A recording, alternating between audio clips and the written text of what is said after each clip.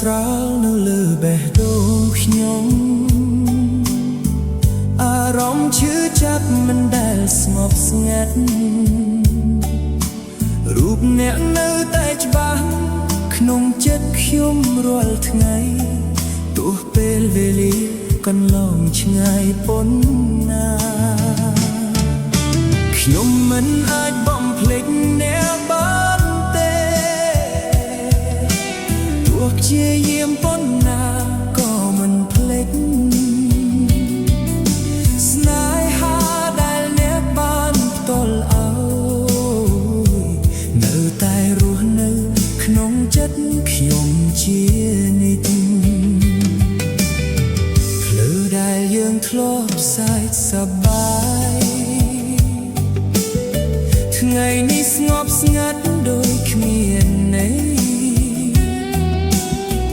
ពីស្នេហ៍ដែលអ្នកធ្លាប់និយាយនៅតែលើក្នុងចិត្តខ្ញុំមិនបាត់ខ្ញុំមិនអាចបំភ្លេចអ្នកបានទេ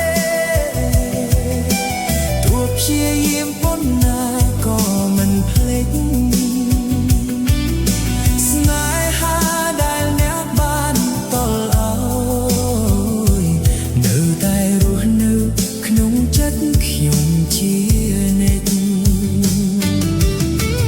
បើសិនថ្ងៃណាអ្នកត្រឡប់មកវិញ